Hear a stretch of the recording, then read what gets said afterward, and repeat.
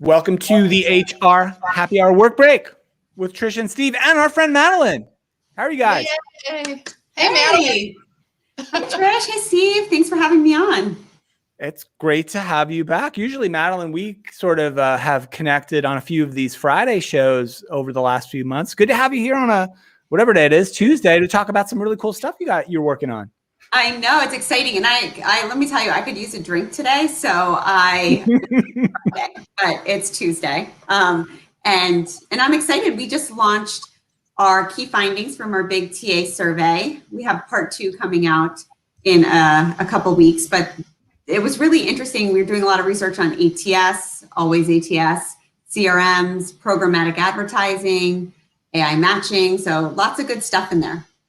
Awesome. And yeah, I threw up the link here. You can find this research at aptituderesearch.com/2021TA/. There you go.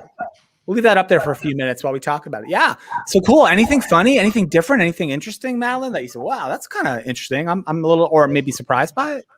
Yeah, the first thing that really surprised me, and I got a couple private messages on this, is that 61% of companies are spending more on their CRM or recruitment marketing platform than on their ATS. Wow.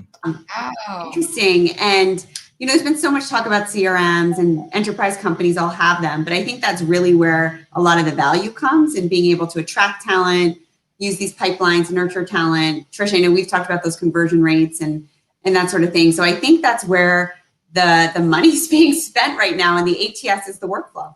Yeah.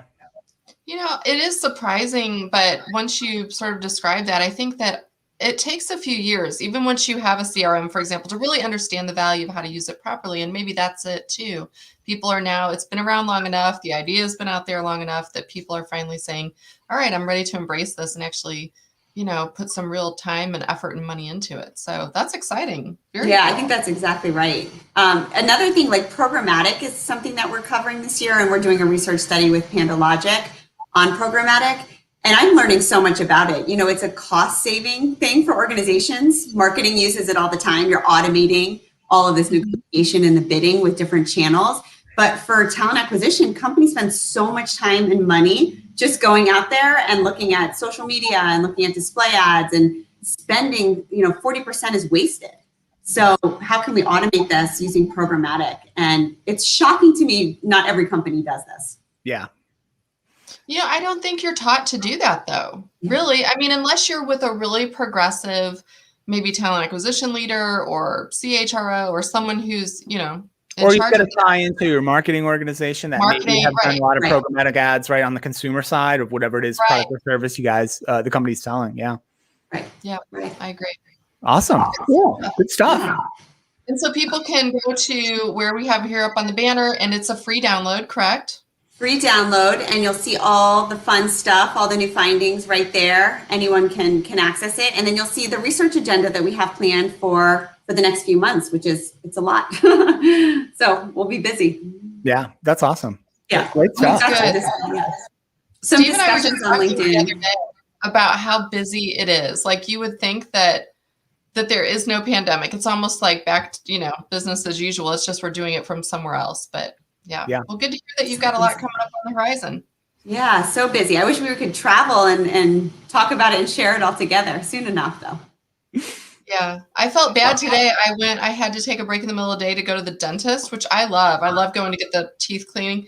And she gave me a little tiny tube of toothpaste, at the end. And she goes, well, if you could travel, this is what you could use. I'm like, thank you so much.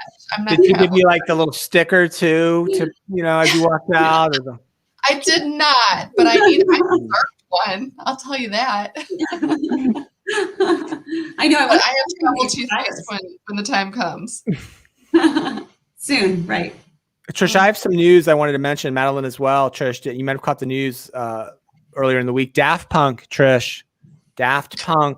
is no more. They're hanging up the helmets after almost 30 years in electronic music. Probably most known for their smash 2013 hit Get Lucky, which we heard 87,000 times that year. Trish, here's the thing, though, why I bring it up. Daft Punk were legendary for the helmets, right? The robot helmets that they wore. Right. They were two of the most famous musicians in the world at the height of their powers, right? At least in that genre. but yet they could walk down the street of any city in the world and no one knows who they are. It's an That's incredible feat to pull off. Can you imagine, like, if Michael Jordan or Tiger Woods or Serena Williams could just walk down a street and no one recognizes them? It's not possible, right? It's just not. They'd be hounded and badgered and paparazzi, you name it. Those two guys were two of the biggest musical stars in the world, at least for a time, yet no one knows really what they look like. And here's why I bring that up, Trish. I think you and I, where we screwed up with these video shows, is we should have done them in robot helmets as well, like the entire time. That would have been No one would have known who we were. We could walk down the street, not be bothered, go to the grocery store, no one hassle. You know, that would be nice. Are people hassling you right now, Steve, when you go out? Occasionally. My philosophy has always been just kind of have a doppelganger so that people will think that person is me, and it's Madeline. Like, we are each other's. Everyone, I mean, that's really why we're appearing here today together, so that people do realize in the industry we are two different people. I've made the mistake a few times. Yes. I will say I have been harassed about, just Trish things. People asking me questions, wanting to know what's up next, where I'm going, how St. Louis is, and Having you return my email. Yeah. I mean, people really have said, like, it was so fun when we hung out in St. Louis, and I'm like, no. Nope. It's a huge compliment. So I think so too. I think that's too. Yeah. Anytime we can appear together, though, like traveling on the road, that helps because then we're photographed together. But yeah, now that we're at home, it's a little more challenging. So, Steve, do you have a doppelganger? Like, who have you ever been told you look like? Anyone famous? Jarek Conrad from Ultimate UKG. He and I are, we've mistaken each other a few times. I definitely see it. Yeah, we're both very good dressers. We had similar hairstyle for a while. Very, very impressive on stage, I've been told. Oh, is that it? Okay. All right. Well, good. So what else is going on? Anybody hear of any good news or anything else in the world? Because I want to be honest. Madeline, you had something you mentioned pre-show that you wanted to update us on. I hadn't really heard about it. Some big news from the world of sport.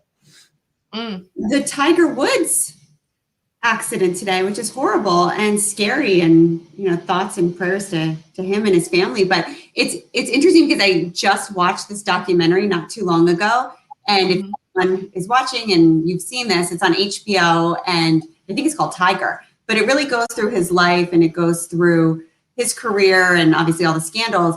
But the interesting thing to me is that he really refused knee surgery at times when he needed it, and probably would have, impacted his career positively in some different way. But he really pushed it off. He really adamantly did not want it. And sadly, I think what he's going through right now is reconstruction for his legs. That's awful. Did this happen today? Like, I just think it was this today. Like an hour ago, I think. Very recent. Wow. Breaking news. So he's in surgery right now. Yeah. Well, let's all hope he's okay. I mean, obviously, I think probably would be hard pressed to find someone who's not a Tiger Woods fan. I mean, he's done amazing things for the sport. Yeah, the way he came back from all those injuries and all the personal problems and the scandals, et cetera, he comes all the way back, wins the Masters a couple of years ago, right? Which no one would have ever dreamed he would have done. I think just about everybody was cheering for him. Great, one of the greatest athletes I've ever had the chance to just watch perform in their prime. I mentioned Michael Jordan and Serena, like right in that same category, right? With that kind of all-time level of greatness. So shout out to Tiger. Hope he does well. So good stuff, guys. Anything else? We should end on a happy note, I feel like. Well, I thought, Trish, we should have some, I had one suggestion I wanted to make. Okay. I thought we should maybe, when we close these shows, we should close with some tunes maybe. Let's do it. Are you going to play Daft Punk? Daft Punk. Can you hear this? It's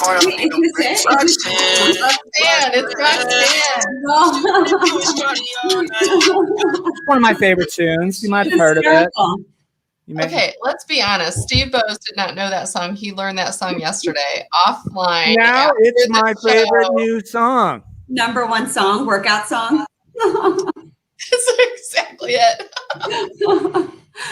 See, when you say, Steve, I don't think I really was very familiar with Daft Punk, and I don't know the story, but I do remember the Grammys a few years ago where for Al Williams came out and they were out, and it was like the biggest performance. Mhm. And they did have those. Yeah, I know. I mentioned the Daft Punk thing. Legendary career, completely unusual, and probably will never happen again. Right? I can't imagine anyone else achieving that level of fame and success in popular culture and no one knowing who they are. Maybe Banksy, I guess, is the only other equivalent, right? The artist Banksy. No one knows who that person looks like, right? Whoever that is. Sia for a long time had the wigs that would come down over her face, and she's finally people know what she looks like now. But yeah, for years, Sia was another one. Yeah. More the pop genre, but yeah. Very few. All right, Steve, guys. you could be back here tomorrow with a mask on. Let's do it. I'm gonna try to make that happen. Oh my gosh. Start a Twitter account to do the whole thing. A fake, The Masked Podcaster. Yeah. Let's do it. Pitch that All to right. Fox, would you? Yeah. Good stuff, guys. Madeline's research, once again, aptituderesearch.com, right here, 2021TA. Free. A bargain, even, quite frankly. I'd pay a lot for it, honestly. I'd be willing to. That was an option. But, good to see you, Madeline. Let's get together again on one of these shows soon. Maybe another Friday show where we kind of do our cocktail hour, which is always super fun. Good stuff. Let's go out, Trish. Let's go out on the music.